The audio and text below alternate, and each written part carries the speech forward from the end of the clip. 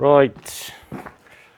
I don't know much, but I do know nothing productive is going to happen on this farm if this workshop continues to look like this. So, step one, sort it all out.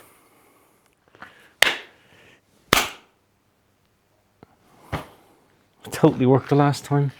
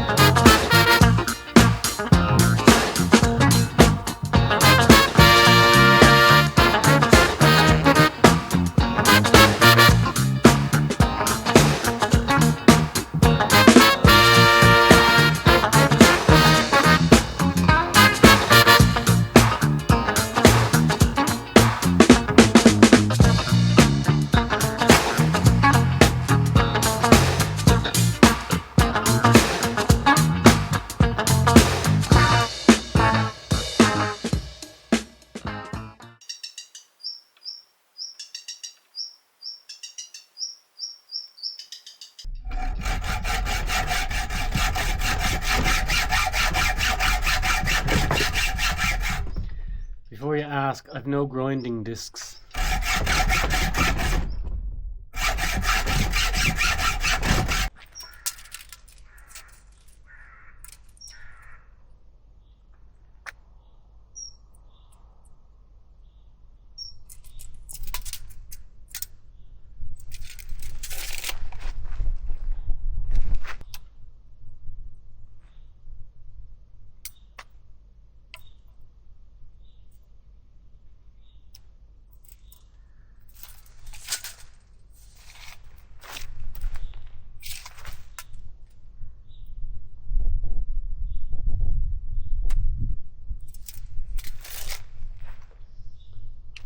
Right.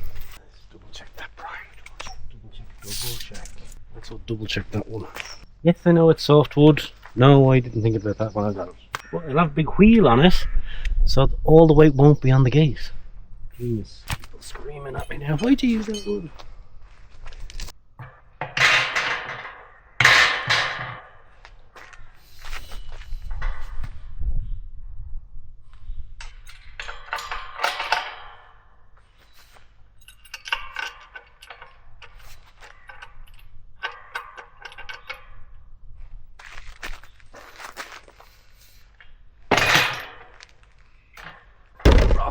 Rock. Genius. Right.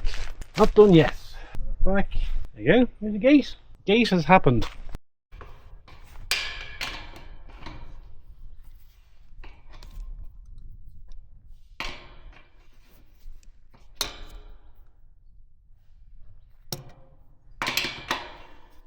So if I adjust those nuts over there, that means that the gate will go up or down, so I can level it, and also I can make sure the latch goes in properly.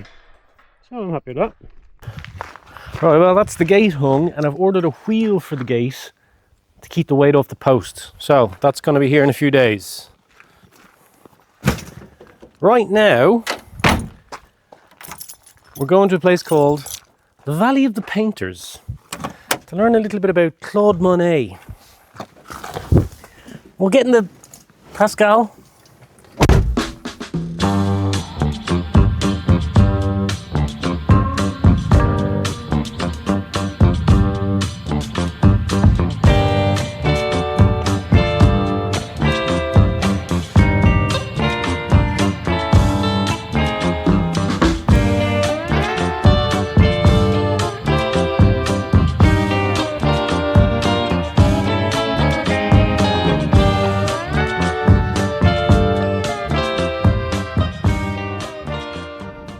Now, one of the reasons we're heading off today to see the Valley of the Painters, there's a couple of reasons actually. One, today is probably going to be the coolest day of the week because from tomorrow, the clouds that are lingering about the place will clear and we'll be back to high 20s, early 30s kind of temperatures, which isn't great for Pascal. He's not a mad fan of driving distance in heat.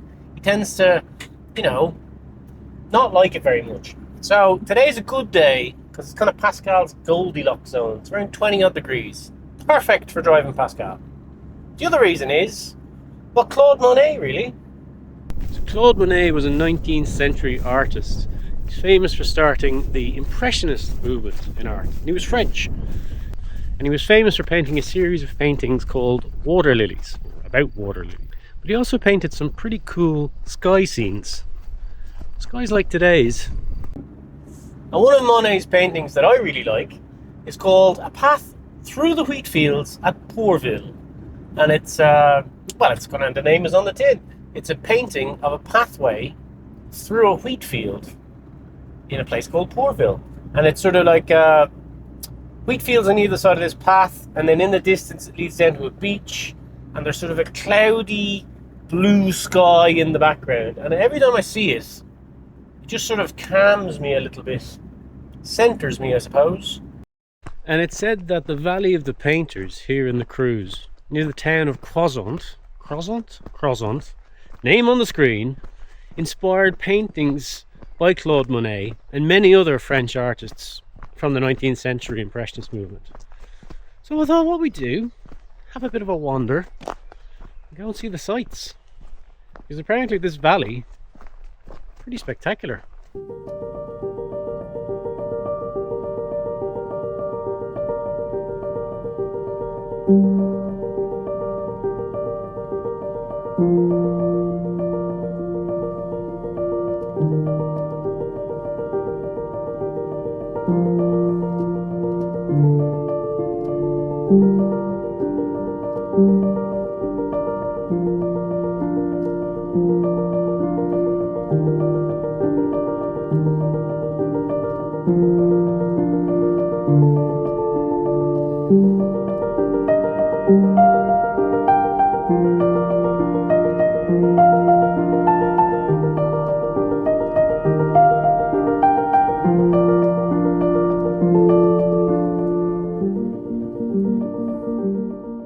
In 1889, Monet came here to the Creuse Valley, specifically the river down below, and painted watercolours inspired by the beauty of the surrounding countryside.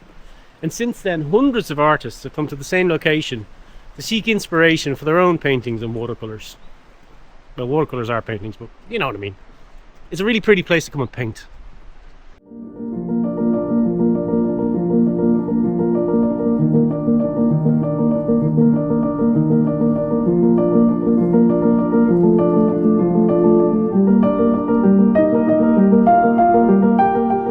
This is where Monet painted a picture called Torrent de la Petite Creuse, which is like Torrent of the Little Creuse. And he said afterwards, when he was sitting here painting the picture, he noticed the water levels dropping. And it changed the landscape because it changed the reflections of the sunlight on the water and all the colours.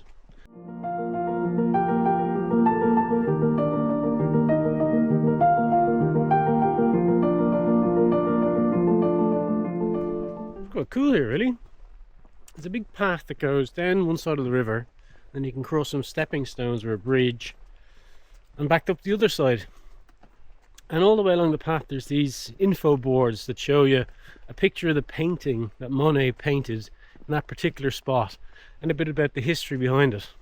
So you don't need to listen to me banging on. It's a very lovely walk though, I'd recommend it. There's a car park not too far from the start of the walk that's free. You can leave your car in. And then just up the river is the town of Crozant, where we are going to now see if we can scrounge up a bit of lunch and a coffee. I haven't had much coffee today, I need a coffee.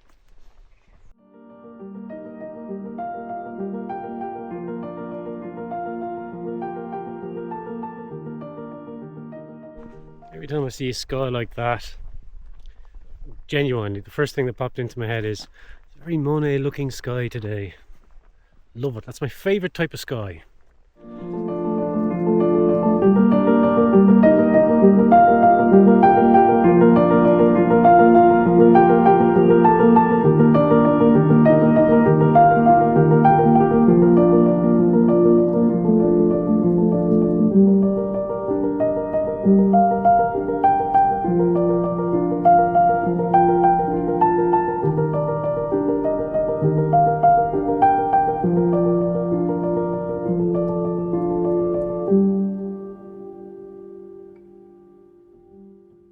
This is the Chateau de Croissant. It's a very easily defendable position above the banks of the River Creuse here on a bluff overlooking the river.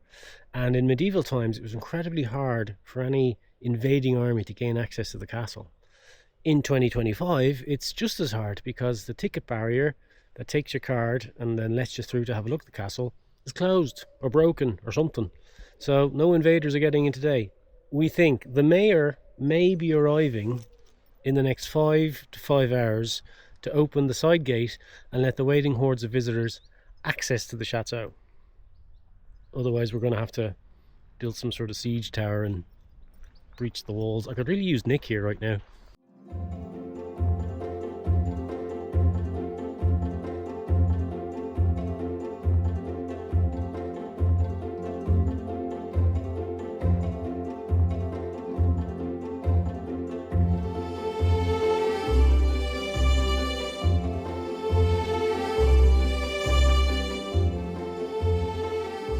This is the Fortress de Croissant.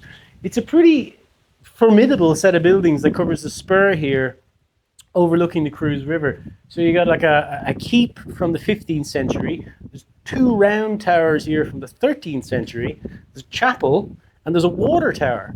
And in times of siege, what they used to be able to do is gather water from the river below while the enemies were at the gate. I mean, it's very imposing, and it's in a ruin now, but you could tell back in the day, you're not getting in here easily. Luckily for me, the mayor arrived and let me in the side gate, so I didn't have to, breach the walls or anything like that. So I got the entire place to myself, which is quite cool. And, a little bit spooky. Let's go that way. I say I have the whole place to myself. I do mean that. The people that were waiting for the mayor to arrive got a bit impatient because, French, and buggered off. So it was just me standing there when you arrive at the quay. It's quite cool, that old fortress to yourself. I tell you what is cool.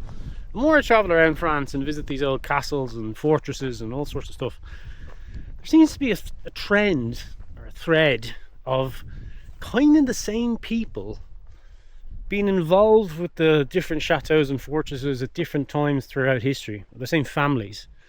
And there's a story in there about how they sort of basically backstabbed and killed each other to stay in power. Now, I'm not a historian, and this is not a historic channel. Well, it's a pretty historic channel. I just come because they're pretty places, not because I'm terribly interested in the story of King Louis XV or whatever it might be. I just think they'd be cool places to go and see. But it is weird how basically you look at stuff like Game of Thrones and I don't know, what else is there? Dragon, what's that dragon one? Can't remember the dragon one. But those stories that everyone loves on TV and in the movies, they're all basically just retellings of a version of history that's already happened. And to be walking around places that version of history happened in, it's pretty cool. I haven't seen any dragons, but you wouldn't be surprised if one sort of dropped in there, Hey Nick, look, they have a pear tree here. Isn't that cool? I'd say you get some lovely fruit off this when it's ripe. The next message Brian got on his phone was from Nick, who described in great detail with colourful language how that wasn't a pear tree at all. I know, Nick, I know it wasn't a pear tree. Clearly it was a fig tree.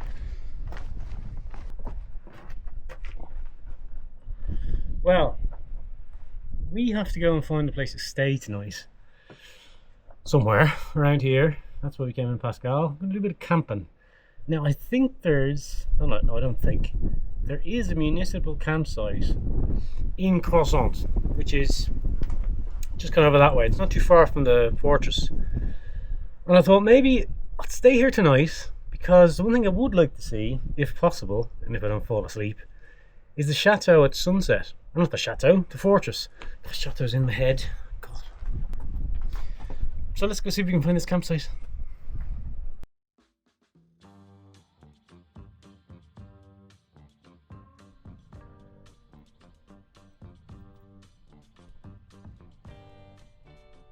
Well, that's today's vlog, everybody. Oh, I've had a lovely day pottering about rural France again. Tomorrow, I'm gonna have lunch with an old friend. Anyway, thank you very much for watching. I hope you enjoyed it. I'll see you soon.